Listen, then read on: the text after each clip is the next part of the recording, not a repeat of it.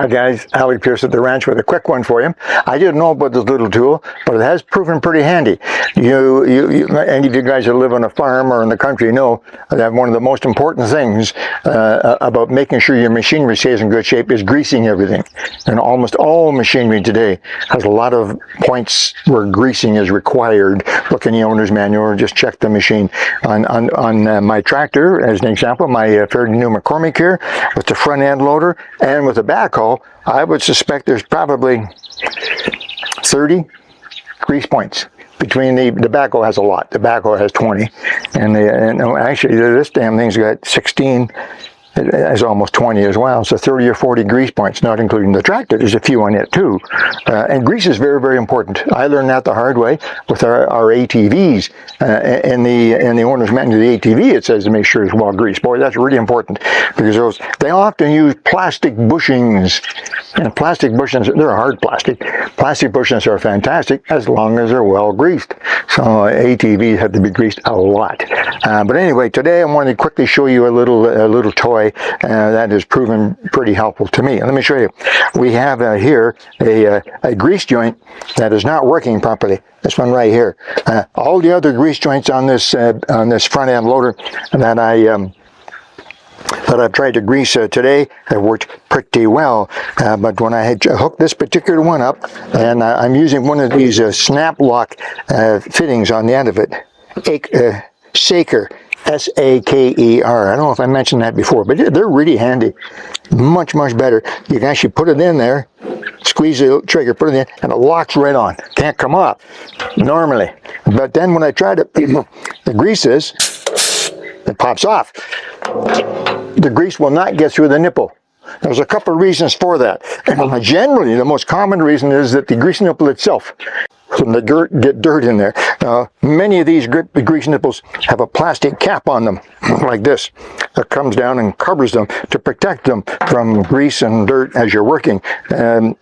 Unfortunately, those plastic caps, being plastic, and because I use this a lot in the bush, it gets rubbed against bushes and trees and so on, a lot of them break off. But it's important that you keep those grease nipples clean.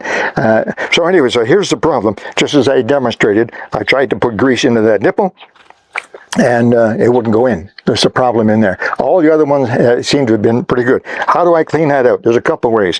The first way, the messy way, is to take the grease nipple out. So you get your, I think it's 7/16 deep socket, and you take the grease nipple out, and you clean the grease nipple if you possibly can. Soak it.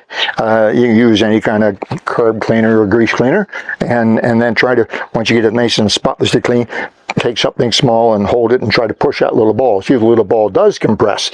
Obviously used a bit of compressed air. Get it clean, reinstall it, and try it again. There's not much else you can do. With this particular joint, I may have to take the joint apart.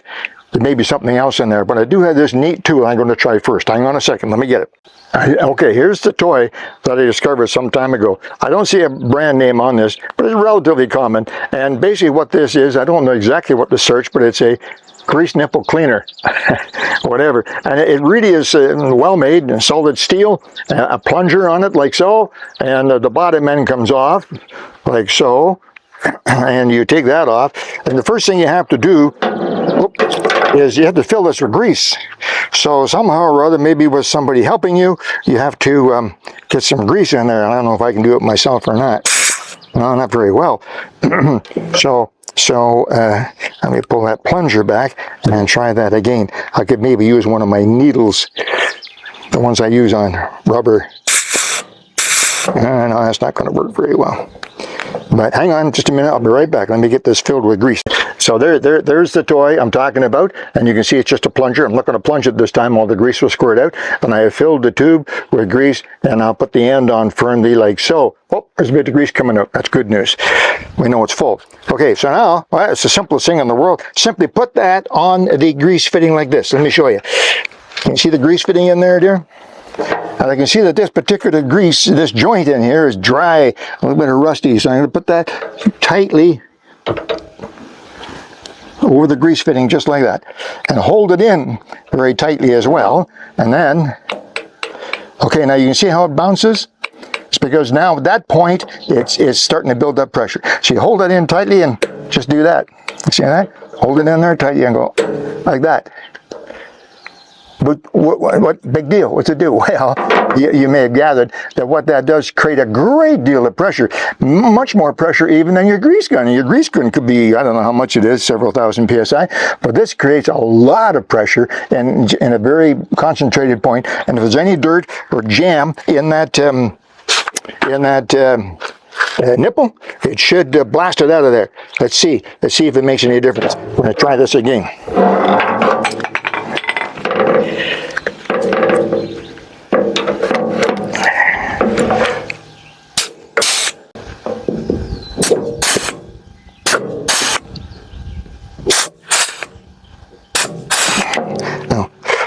Okay, yeah, it's taking grease now, and I can see grease coming out from the joints. We're good inside there.